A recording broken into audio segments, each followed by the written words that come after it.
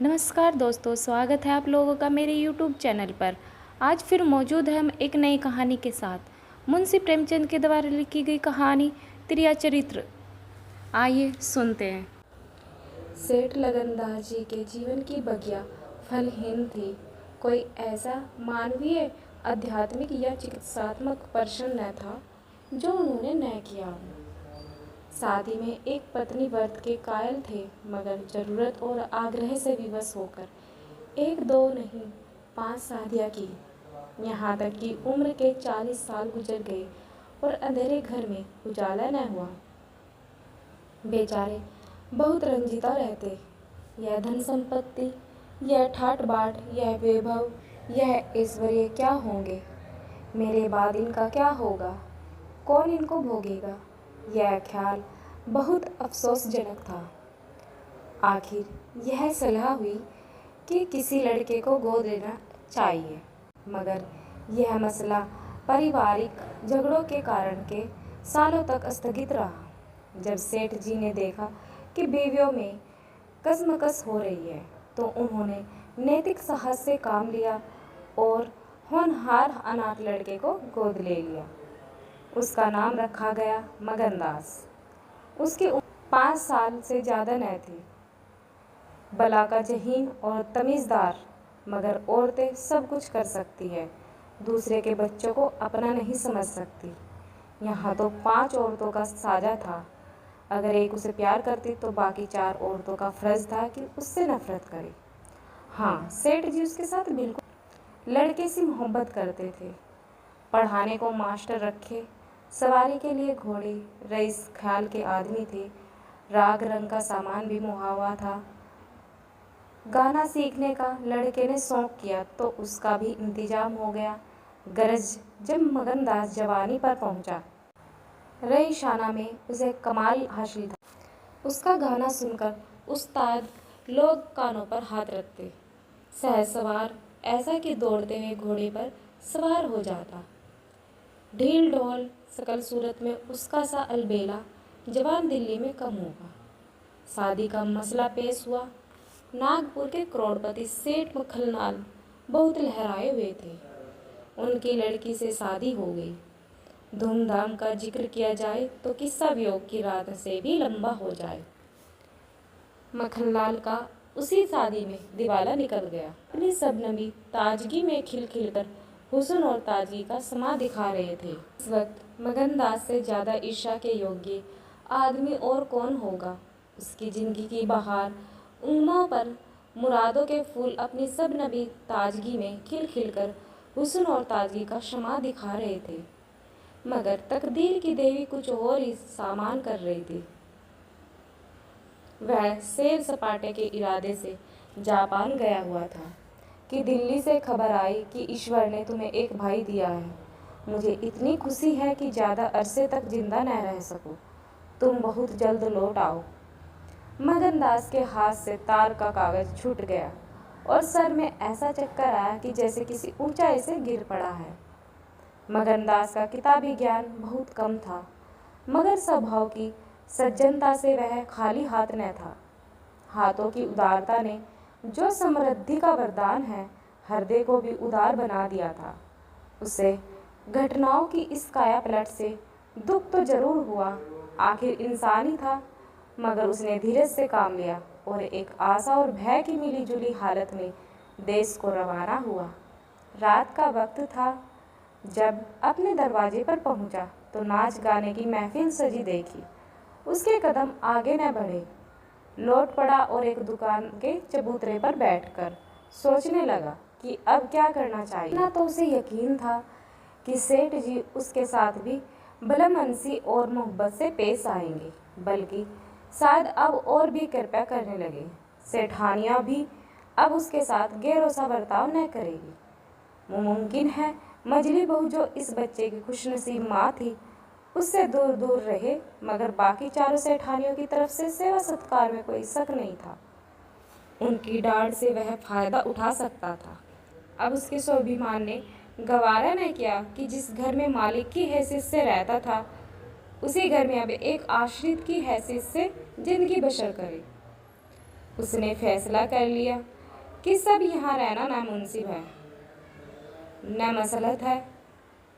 मगर जाऊँ कहाँ? न कोई ऐसा फ़न सीखा, न कोई ऐसा इल्म हासिल किया जिससे रोज़ी कमाने की सूरत पैदा होती। रईसाना उसी वक्त कदर की निगाह से देखी जाती है जब तक कि वे रईसों के आभूषण रही। जीविका बनकर वे सम्मान के पद से गिर जाती हैं। अपनी रोजी हासिल करना तो उसके लिए कोई ऐसा मुश्किल काम न था।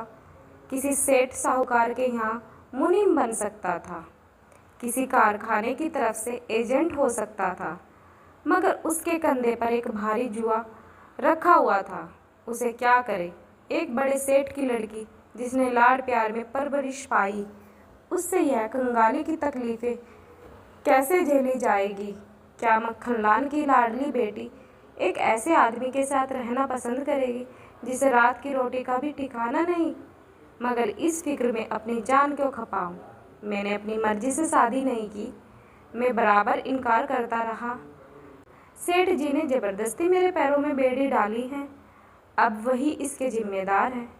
मुझसे कोई वास्ता नहीं। लेकिन जब उसने दोबारा ठंडे दिल से इस मसले पर गौर किया तो बचाव की कोई सूरत न नजर आई। आखिरकार उसने यह फैसला किया कि पहले नागपुर चलूं, जरा उन महारानी के तौर तरीकों को देखूं, बाहर उनके स्वभाव की मिजाज की जांच करूं। उस वक्त तय करूंगा कि मुझे क्या करना चाहिए। अगर रईसी की उनके दिमाग से बू निकल आई और मेरे साथ रूखी रोटियां खाना उन्हें मंजूर है तो इससे अच्छा फिर और क्या होगा। लेकिन अगर वह अमीरी ठाट बाट के हाथों बिकी हुई है तो मेरे लिए रास्ता साफ है। फिर मैं हूँ और दुनिया का गम। ऐसी जगह जाऊँ जहाँ किसी परिचित की सूरत सपने में भी न दिखाई दे। गरीबी की जिल्लत नहीं रहती अगर अजनबियों में जिंदगी बसरा की जाए। यह जानने पहचानने वालों की कनखियाँ और कन बातियाँ हैं जो गरीब को नियंत्रणा बना देती है। इस तरह दिल में जिंदगी का नक्शा बनाकर मगनदास अपनी मर्दाना हिम्मत के भरोसे पर नागपुर की तरफ चला, उस मल्लाह की तरह जो कश्ती और पाल के बगैर नदी में उमड़ती हुई लहरों में अपनों को डाल दे। शाम के वक्त सेठ मक्खनलाल के सुंदर बगीचे में सूरज की पीली किरणें मुरझाई हुई फूलों से गले मिलकर विदा हो रही थी। बाग के बीच में एक पक्का कुआं था और एक मौलसीरी का पेड़। कुएं के मुंह पर अंधेरे की नरी सी नकाब थी, पेड़ के सिर पर रोशनी की सुनहरी चादर। इसी पेड़ में एक नौजवान थका मांदा कुएं पर आया और लोटे से पानी भरकर पीने के बाद जगत पर बैठ गया। मालिन ने पूछा, कहाँ जाओगे? मगनदास ने जवाब दिया कि जाना तो बहुत दूर, मगर यही रात हो गई, यहीं कहीं ठहरने का ठिकाना मिल जाएगा। मालिक, चले जाओ सेठ जी की धर्मशाला में, बड़े आराम की जगह है। मगनदास, धर्मशाला में तो मुझे ठहरने का कभी संयोग नहीं हुआ। कोई हर्ज न हो तो यहीं पड़ा रहूं। यहाँ कोई रात को रहता है? मालिक, भाई मैं यहाँ ठहरने को न कहूँगी, यह बाई जी की बैठक है, झरोके में बैठकर सैर किया करती है, कहीं देखभाल ले तो मेरे सिर में एक बाल भी न रहे। मगनदास, बाई जी कौन? मालिक, यही सेठ जी की बेटी इंदिराबाई। मगनदास, यह गजरे उन्हीं के लिए बना रही हो क्या? मालिन, हाँ, और सेठ जी के यहाँ है ही कौन, फूलों के गहने बहुत पसंद करती है। मानदास, शौकीन औरत मालूम होती है। मालिक, भाई यही तो बड़े आदमियों की बातें हैं, वह शौक न करे तो हमारा तुम्हारा निभाव कैसे हो सकता है। और धन किसके लिए? अकेली जान पर 10 लौंडियाँ हैं। सुना करती थी कि भगवान आदमी का हर भूत जोतता है, वह आंखों देखता है। आप ही आप पंखा चलने लगते, आप ही आप सारे घर में दिन का उजाला हो जाए। तुम झूठ समझते होंगे, मगर मैं आंखों देखी बात करती हूँ, उस गर्व की चेतना के साथ जो किसी नादान आदमी के सामने अपनी जानकारी के बयान करने में होता है। बूढ़ी मालनी अपनी सर्वज्ञता का प्रदर्शन करने लगी। मगनदास ने उकसाया, होगा भाई, बड़े आदमी की बातें निराले होती है, लक्ष्मी के बस में सब कुछ है, मगर अकेली जान पर 10 लोरियां समझ में नहीं आता। माली ने बुढ़ापे के चिड़चिड़ेपन से जवाब दिया, तुम्हारी समझ में मोटी हो गई तो क्या करे? कोई पान लगाती है, कोई पंखा झलती है, कोई कपड़े पहनाती है। 2000 रुपये में तो सेज गाड़ी आई थी, चाहो तो मुँह देख लो। उस पर हवा खाने जाती है, एक बंगाली गाना बजाना सिखाती है, मैम पढ़ाने आती है, शास्त्री जी संस्कृत पढ़ाते हैं। कागज पर ऐसी मूर्त बनाती है कि अब बोली और अब बोली। दिल की रानी है, बेचारी के भाग फूट गए। दिल्ली के सेठ लगनदास के गोद लिए हुए लड़के से ब्याह हुआ था, मगर राम जी की लीला 70 बरस के मुर्दे को लड़का दिया। कौन पति आएगा? जब से याशी आई तब से वह बहुत उदास रहती है। एक दिन रोती थी, मेरे सामने की बात है। बाप ने देख लिया, समझाने लगे, लड़की बहुत चाहते हैं, सुनती है दामाद को यही बुलाकर रखेंगे। नारायण करे मेरी रानी दो नाए पतो फले। माली मर गया था, उन्होंने आड़ न ली होती तो घर भर के टुकड़े मांगती। मगनदास ने एक ठंडी सांस ली, बेहतर है अब यहाँ से अपनी इज्जत आबरू लिए चलो दो, यहाँ मेरा निभाना होगा। इंदिरा रईस जादी है, तुम इस काबिल नहीं हो कि उसके सोहर बन सको। मालिन से बोला, तो धर्मशाला में जाता हूँ, जाने वहाँ खाट वाट मिल जाती है कि नहीं, मगर रात ही तो काटनी है, किसी तरह कटी जाएगी। रईसों के लिए मखमली गद्दे चाहिए, हम मजदूरों के पुआल ही बहुत है। यह कहकर उसने लुटिया उठाई, ठंडा संभाला और दर्द भरे दिल से एक तरफ चल दिया। उस वक्त इंदिरा अपने झरोके पर बैठी हुई इन दोनों की बातें सुन रही थी। कैसे संयोग है कि स्त्री को स्वर्ग की सब सिद्धियां प्राप्त है और उसका पति आवारों की तरह मारा मारा फिर रहा है, उसे रात काटने का ठिकाना नहीं। मगनदास निराश विचारों में डूबा हुआ शहर से बाहर निकल आया और एक सराय में ठहरा जो सिर्फ इसलिए मशहूर थी कि वहाँ शराब की एक दुकान थी। यहाँ आसपास से मजदूर लोग आकर अपने दुख को भुलाया करते थे। जो भूले भटके मुसाफिर यहाँ रहते, उन्हें होशियारी और चौकसी का व्यवहारिक पाठ मिल जाता था। मगनदास थका मांदा ही एक पेड़ के नीचे चादर बिछाकर सो रहा और जब सुबह को नींद खुली तो किसी पीर औलिया के ज्ञान की सजीव दीक्षा का चमत्कार दिखाई पड़ा, जिसकी पहली मंजिल वैराग्य है। उसकी छोटी सी पोटली जिसमें 2-1 कपड़े, थोड़ा सा रास्ते का खाना और लुटिया डोर बंधी हुई गायब हो गई। उन कपड़ों को छोड़कर जो उसके बदन पर थे, अब उसके पास कुछ भी नहीं और भूख जो कंगाली में और भी तेज हो जाती है, उसे बेचैन कर रही थी। मगर दृढ़ स्वभाव का आदमी था, उसने किस्मत का रोना रोया किसी तरह गुजर करने की तकदीरें सोचने लगा। लिखने और गणित में उसे अच्छा अभ्यास था, मगर इस हैसियत में उसने फ़ायदा उठाना असंभव था। उसने संगीत का बहुत अभ्यास किया था, किसी रईस के दरबार में उसकी कदर हो सकती थी, मगर उसके पुरुषोचित अभिमान ने इसे पेश को अख्तियार करके इजाज़त न दी। हाँ, वह आला दर्जे का घुड़सवार था और यह फन मजे में पूरी शान के साथ उसकी रोजी का साधन बन सकता था। यह पक्का इरादा करके उसने हिम्मत से कदम आगे बढ़ाए। ऊपर से देखने पर यह बात यकीनन के काबिल नहीं मालूम होती, मगर वह अपना बोझ हल्का हो जाने से इस वक्त बहुत उदास नहीं था। मर्दाना हिम्मत का आदमी ऐसी मुसीबतों से निगाह से देखता है जिसमें एक होशियारी विद्यार्थी परीक्षा के प्रश्नों को देखता है। उसे अपनी हिम्मत आजमाने का एक मुश्किल से जूझने का मौका मिल जाता है। उसकी हिम्मत मजबूत हो जाती है। अक्सर ऐसे मर्दाना हौसलों के लिए प्रेरणा का काम देते हैं। मगनदास इस जोश से कदम बढ़ाता चला जाता था कि जैसे कामयाबी की मंजिल सामने नजर आ रही है, मगर शायद वहाँ के घोड़ों ने शरारत और बिगड़ेलेपन से तौबा कर ली थी। यहाँ के स्वाभाविक रूप बहुत मजे में धीमे धीमे चलने वाले थे। वह जिस गांव में जाता, निराशा को उकसाने वाला जवाब पाता। आखिरकार शाम के वक्त जब सूरज अपनी आखिरी मंजिल पर पहुंचा, उसकी कठिन मंजिल तमाम हुई नागरघाट के ठाकुर अटल सिंह ने उसकी चिंता को समाप्त किया। यह एक बड़ा गांव था। पक्के मकान बहुत थे, मगर उनमें प्रतिमाएं आबाद थी। कई साल पहले प्लेग ने आबादी के बड़े हिस्से का इस संसार से उठाकर स्वर्ग में पहुंचा दिया था।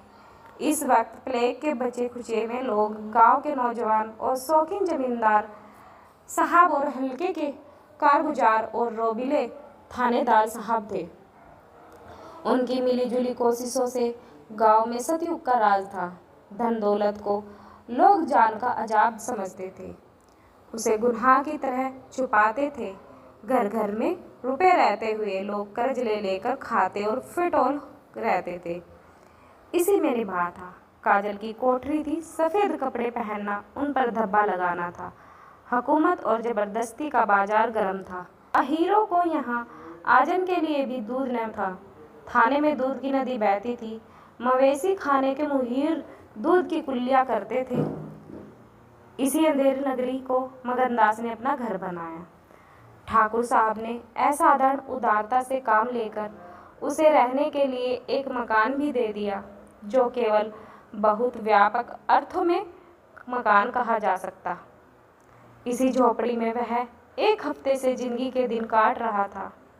उसका चेहरा जर्द और कपड़े मैले हो रहे, मगर ऐसा मालूम होता कि उससे अब इन बातों की अनुभूति नहीं रही।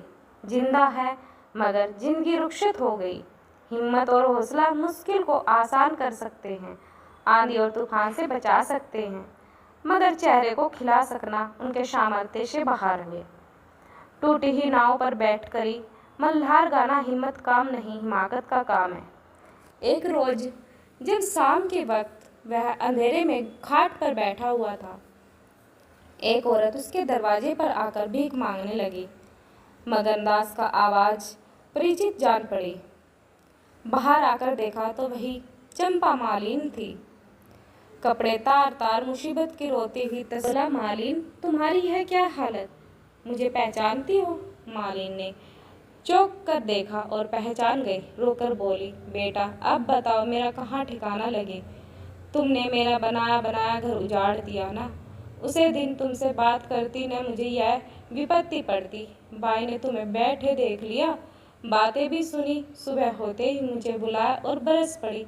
नाक कटवा लूँगी, मुंह में कालिक लगवा दूँगी। चुड़ैल कुटनी, तू मेरी बात किसी गैर आदमी से क्यों चलाए?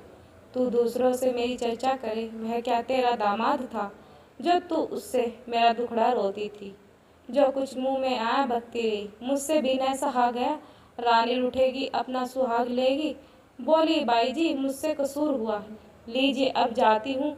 चीखते नाक कटती तो मेरा निभा यहाँ न होगा। ईश्वर ने मुँह दिया है तो आहार भी देगा। 4 घर से मांग लूँगी तो मेरा पेट को हो जाएगा। उस छोकरी ने मुझे खड़े खड़े निकलवा दिया। बताओ मैंने तुमसे कौन सी शिकायत की थी, उसकी क्या चर्चा की थी? मैं तो उसका बखान कर रही थी, मगर बड़े आदमियों का गुस्सा भी बड़ा होता है। अब बताओ मैं किसकी होकर रहूं? 8 दिन इसी तरह टुकड़े मांगते हो गए। एक भतीजी उन्हीं के यहाँ लौंडिया में नौकर थी, उसी दिन से उसे भी निकाल दिया। तुम्हारी बदौलत जो कभी न किया था वह करना पड़ा। तुम्हें कहो क्या, दोष लगाओ, किस्मत में जो कुछ लिखा था देखना पड़ा। मगनदास सन्नाटे में जो कुछ लिखा था, आहा मिजाज का यह हाल है, यह घमंड, यह शान। मालिन को इत्मीनान दिलाया, उसके अपने पास बुलाया। दौलत होती तो उसे माला माल कर देता। सेठ मखनलाल की बेटी को भी मालूम हो जाता कि रोजी की कुंजी उसी के हाथ में नहीं है। बोला, तुम फिक्र ना करो, मेरे घर में आराम से रहो। अकेले मेरा भी जी नहीं लगता। सच कहो तो मुझे तुम्हारी तरह एक औरत की तलाश थी। अच्छा हुआ तुम आ गई। मालिन ने आंचल फैलाकर असीम दिया। बेटा तुम जुग जुग जियो, बड़ी उम्र हो। यहाँ कोई घर मिले तो मुझे दिलवा दो। मैं यहीं रहूँगी तो मेरी भतीजी कहाँ जाएगी? वह बेचारी शहर में किसके आश्रय रहेगी? मगनलाल के खून में जोश आया। उसके स्वाभिमान को चोट लगी। उन पर यह आफत मेरी वजह से आई है। उनकी इस आवारगर्दी को जिम्मेदार मैं हूँ। बोला, कोई हर्ज न हो तो उसे भी यहीं ले आओ। मैं दिन को यहाँ बहुत कम रहता हूँ। रात को बाहर चारपाई डालकर पड़ा रहूँगा। मेरी वजह से तुम लोगों को कोई तकलीफ न होगी। यहाँ दूसरा मकान मिलना मुश्किल है। यही झोपड़ा बड़ी मुश्किलों से मिला है। यह अंधेरी नगरी, जब तुम्हारी सुविधा कहीं लग जाए तो चली जाना। मगनदास को क्या मालूम था कि हजरत इश्क उसकी ज़बान पर बैठे हुए उससे यह बात कहलवा रहे हैं। क्या यह ठीक है कि इश्क पहले माशूक के दिल में पैदा होता है? नागपुर इस गांव से 20 मील की दूरी पर था। चंपा उसी दिन चली गई और तीसरे दिन रंभा के साथ लौट आई। यह उसकी भतीजी का नाम था। उसके आने से झोपड़े में जान सी पड़ गई। मगनदास के दिमाग में मालिन की लड़की की जो तस्वीर थी उसका रंभा से कोई मेल न था। वह सौंदर्य नाम की चीज का अनुभवी जोहरी थी, मगर ऐसी सूरत जिस पर जवानी की ऐसी मस्ती और दिल का चैन छीनने वाला ऐसा आकर्षण हो, उसने पहले कभी नहीं देखा। उसकी जवानी का चांद अपनी सुनहरी और गंभीर शान के साथ चमक रहा था। सुबह का वक्त था। मगनदास दरवाजे पर पड़ा ठंडी ठंडी हवा का मजा उठा रहा था। रंभा सिर पर घड़ा रखे पानी भरने निकली। मगनदास ने उसे देखा और एक लंबी सांस खींचकर उठ बैठा। चेहरा मोहरा, बहुत ही मोहम, ताजे फूल की तरह खिला हुआ चेहरा, आंखों में गंभीर सरलता। मगनदास को उसने भी देखा। चेहरे पर लाज की लाली दौड़ गई। प्रेम ने पहला वार किया। मगनदास सोचने लगा, क्या तकदीर यहाँ कोई और गुल खिलाने वाली है? क्या दिल मुझे यहाँ भी चैन न लेने देगा? रंभा, तो यहाँ गरीब का खून तेरे सर पर होगा। मैं तो अब तेरे हाथों बिक चुका हूँ, मगर क्या तू मेरी हो सकती है? लेकिन नहीं, इतनी जल्दबाजी ठीक नहीं। दिल का सौदा सोच समझकर करना चाहिए। तुमको अभी जब्त करना होगा। रंभा सुंदरी है, मगर झूठे मोती की आब और ताब उसे सच्चा नहीं बना सकती। तुम्हें क्या खबर कि उस भोली लड़की के कान प्रेम के शब्द से परिचित नहीं हो चुके? कौन कह सकता है कि उसके सौंदर्य की वाटिका पर किसी फूल चुनने वाले के हाथ नहीं पड़ चुके हैं? अगर कुछ दिनों की दिल बस्तगी के लिए कुछ चाहिए तो तुम आज़ाद हो, मगर यह नाजुक मामला है, जरा संभल के कदम रखना।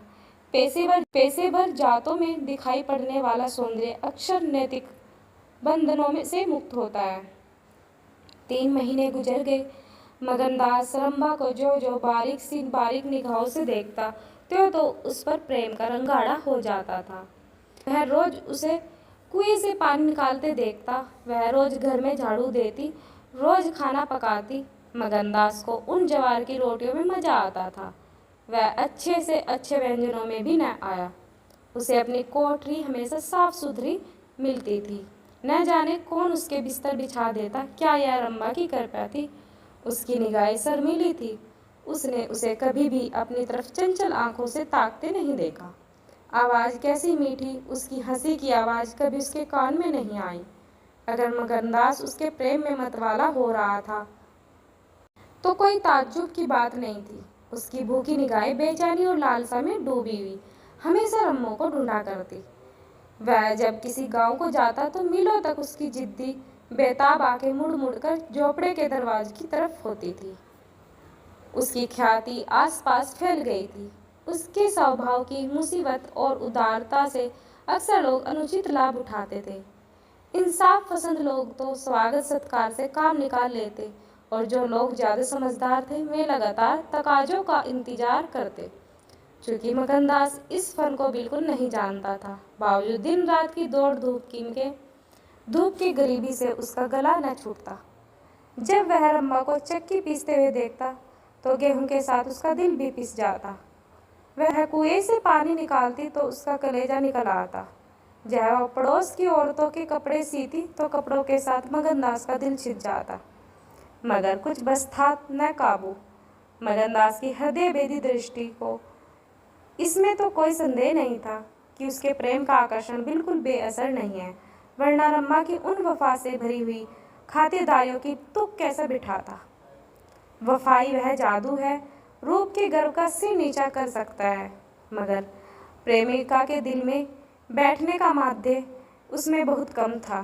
कोई दूसरा मन चला प्रेमी अब तक अपने वशीकरण में कामयाब हो चुका होता, लेकिन मगनदास ने दिल आशिकी का पाया था और जबान मासूक की। एक रोज शाम के वक्त चंपा किसी काम से बाजार गई हुई थी।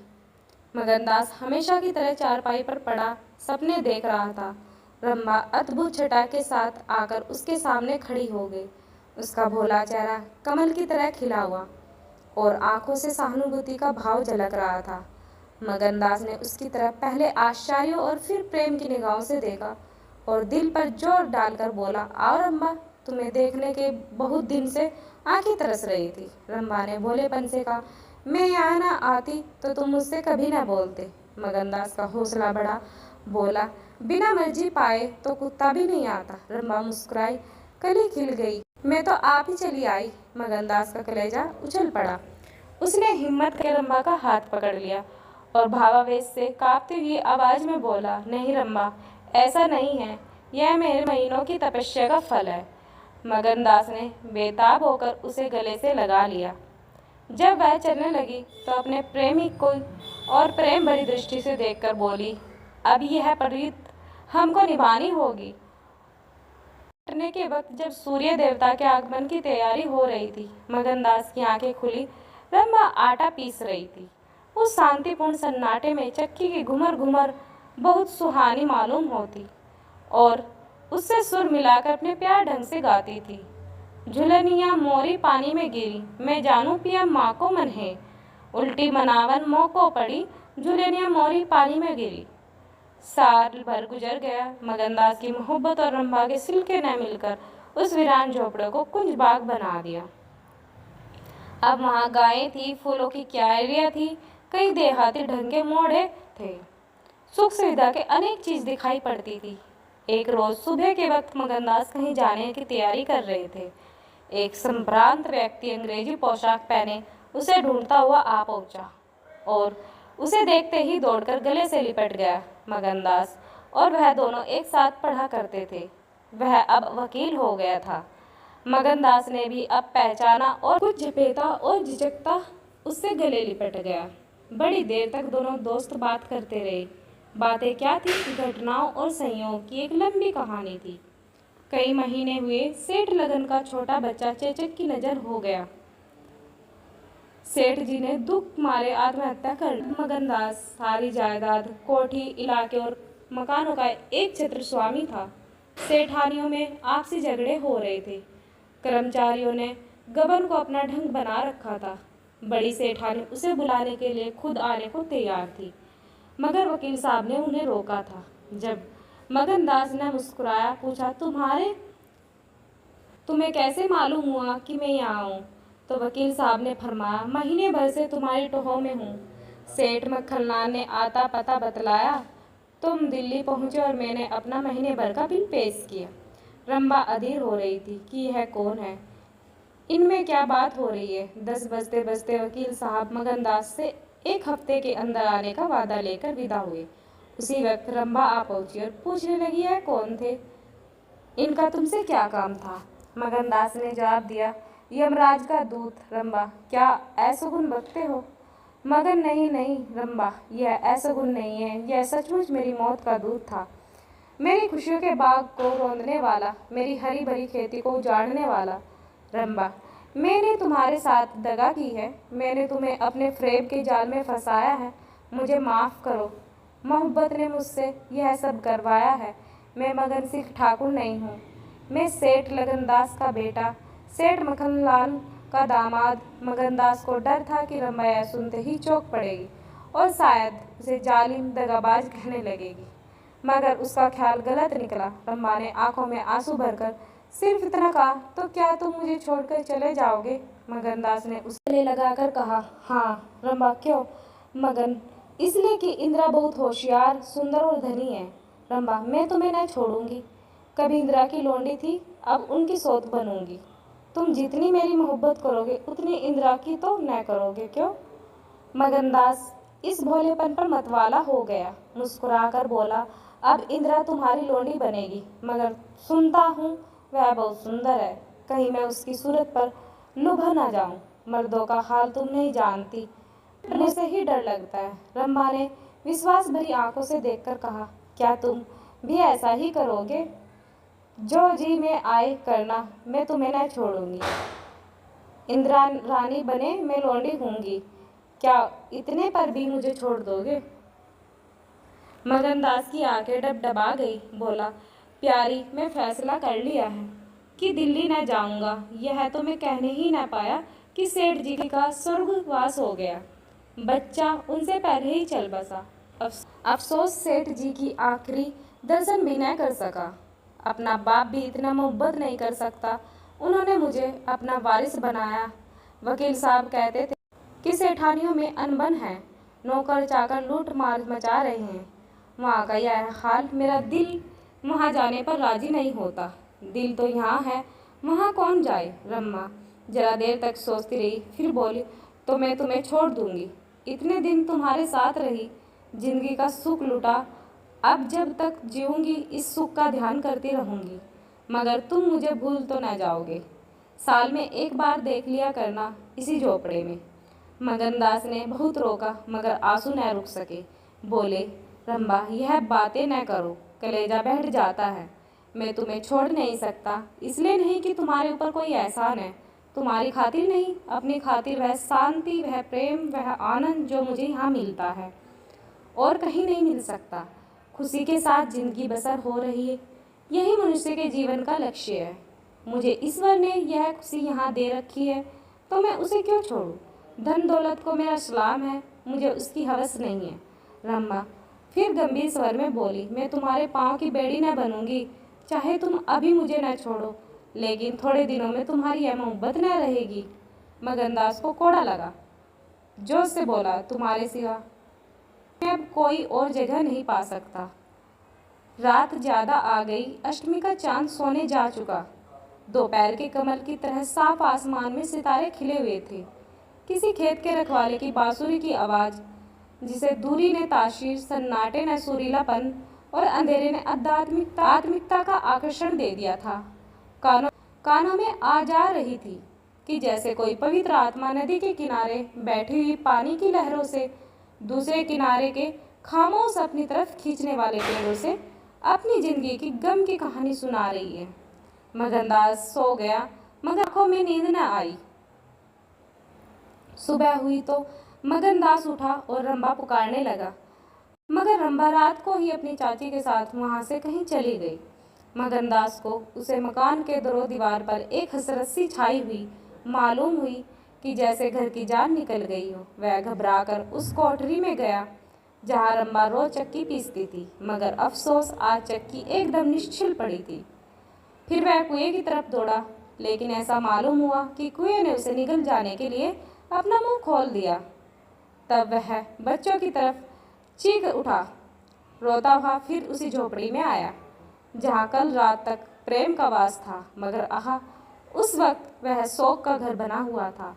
जब जरा आंसू थमे तो उसने घर में चारों तरफ निगाहें दौड़ाई। रंबा की साड़ी अरगनी पर पड़ी हुई थी। एक पिटारी में वह कंगन रखा हुआ था जो मगनदास ने उसे दिया था। बर्तन सब रखे हुए थे, साफ और सुथरे। मगनदास सोचने लगा, रंबा, तूने रात को कहा था मैं तुम्हें छोड़ दूंगी, क्या तूने वह बात दिल से कही थी? मैंने तो समझा तू दिल लगी कर रही है, नहीं तो मुझे कलेजे में छिपा लेता। मैं तो तेरे लिए सब कुछ छोड़ बैठा था, तेरा प्रेम मेरे लिए सब कुछ था। मैं यूँ बेचैन हूँ, क्या तू बेचैन नहीं है? हाय, तू रो रही है, मुझे यकीन है कि तू अब भी लौट आएगी। फिर सजीव कल्पनाओं का एक जमघट उसके सामने आया। वह नाजुक अदाएं, वह मतवाली आंखें, भोली भाली बातें, वह अपनों को भूली हुई सी मेहरबानी हो, वह जीवनदायी मुस्कान, वह आशिकों जैसी दिलजोहिया, वह प्रेम का नशा, वह हमेशा खिला रहने वाला चेहरा, वह लचक लचक कर कुएं से पानी लाना, इंतजार की सूरत, वह मस्ती से भरी हुई बेचैन, यह सब तस्वीरें उसकी निगाहों के सामने बेताबी के साथ फिरने लगी। मगनदास ने एक ठंडी सांस ली और आंसू और दर्द की उमड़ती हुई नदी को मर्दाना जब्त से रोककर उठ खड़ा हुआ। नागपुर जाने का पक्का फैसला हो गया। तकिए के नीचे से संदूक की कुच्ची उठाई तो कागज का एक टुकड़ा निकल आया। यह रंबा की विदा की चिट्ठी थी। प्यारे, मैं बहुत रो रही हूँ, मेरे पैर नहीं उठते, मगर मेरा जाना जरूरी है। तुम्हें जगाऊंगी तो तुम मुझे जाने न दोगे।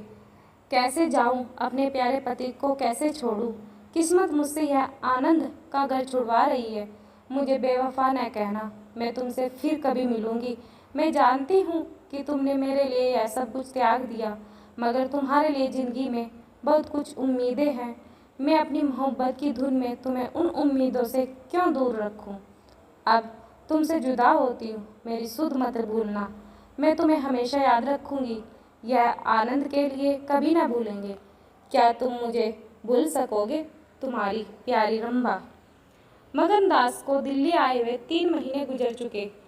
इसी बीच उसे सबसे बड़ा जो निजी अनुभव हुआ वह यह था कि रोजी की फिक्र और धंधों की बहुतायत उमड़ती हुई भावनाओं का जोर कम किया।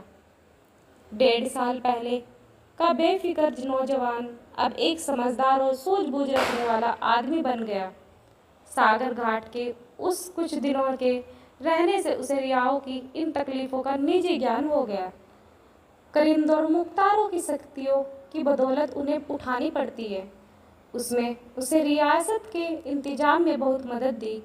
गो कर्मचारी दबी जबान से उसकी शिकायत करते थे और अपनी किस्मतों और जमाने के उलट फेर को कोसते थे, मगर रियाया खुश था। हाँ, जब वह सब धंधों से फुर्सत पाता तो एक भोली भाली सूरत वाली लड़की उसके ख्याल के पहलू में आ बैठती और थोड़ी देर के लिए सागर घाट का वह हरा भरा झोपड़ा, उसकी मस्तियाँ आंखों के सामने आ जाती। सारी बातें एक सुहाने सपने की तरह याद आकर उसके दिल को मसोसने लगती, लेकिन कभी कभी खुद बेखुद उसका ख्याल इंदिरा की तरफ भी जा पहुँचता। गो उसके दिल में रंभा की वही जगह थी, मगर किसी तरह उसमें इंदिरा के लिए भी एक कोना निकल आया था। जिन हालातों और आफतों ने उसे इंदिरा से बेजार कर दिया था, वह अब रुखसत हो गई थी। अब उसे इंदिरा से कुछ हमदर्दी हो गई। अगर उसके मिजाज में घमंड है, हुकूमत है, तकल्लुफ़ है, शान है, तो उसका कसूर नहीं। यह रईस जादू की आम कमजोरियां है, यह उनकी शिक्षा है। मैं बिल्कुल बेबस और मजबूर है। इन बदते हुए और संतुलित भाव के साथ जहाँ बेचैनी के साथ रंभा की यादों को ताज़ा किया करता था, वहाँ इंदिरा का स्वागत करने और उसे अपने दिल में जगह देने के लिए तैयार रहता था। वह दिन दूर नहीं था जब उसे उस आजमाइश का सामना करना पड़ेगा। उसके कई आत्मीय अमीराना शान शौकत के साथ इंदिरा को विदा कराने के लिए नागपुर गए हुए थे। मगन दास की बतियत आज तरह तरह के भाव के कारण, जिसमें प्रतीक्षा और मिलन की उत्कंठता विशेषता थी, उचाट सी हो रही थी। जब कोई नौकर आता तो वह संभल बैठता कि शायद इंदिरा आ पहुंची। आखिर शाम के वक्त जब दिन और रात गले मिल रहे थे, जनान खाने में जोर शोर के गाने की आवाज़ ने बहू के पहुंचने की सूचना दी। सुहाग की सुहानी रात थी। 10 बज गए थे। खुले हुए हवादार सहन में चांदनी छिटकी हुई थी, वह चांदनी जिसमें नशा, आरजू, खिंचाव है। गमलों में खिले हुए गुलाब, चंपा के फूल चांद की सुनहरी रोशनी में ज्यादा गंभीर और खामोश नजर आते थे। मगन दास इंदिरा से मिलने के लिए चला। उसके दिल से लसलसाई जरूर थी, लालसाई जरूर थी, मगर एक पीड़ा भी थी। दर्शन की उत्कंठता थी, मगर प्यास से खोली। मोहब्बत नहीं, प्राणों का खिंचाव था जो उसे खींचे ले जाता था।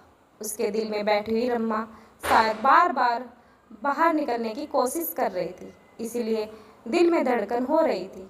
वह सोने के कमरे दरवाजे पर पहुंचा। रेशमी पर्दा पड़ा हुआ था। उसने पर्दा उठाया। अंदर एक औरत सफ़ेद साड़ी पहने खड़ी थी। हाथ में चंद खूबसूरत चूड़ियों के सिवाय उसके बदन पर एक भी जेवर न था। जो ही पर्दा मगन दास ने अंदरी हम रखा, वह मुस्कुराती हुई उसकी तरफ बढ़ी। मगन दास ने उसे देखा, चकित होकर बोला, रम्मा, और दोनों प्रेमावेश से लिपट गए। दिल में बैठी हुई रम्मा बाहर निकल आई थी।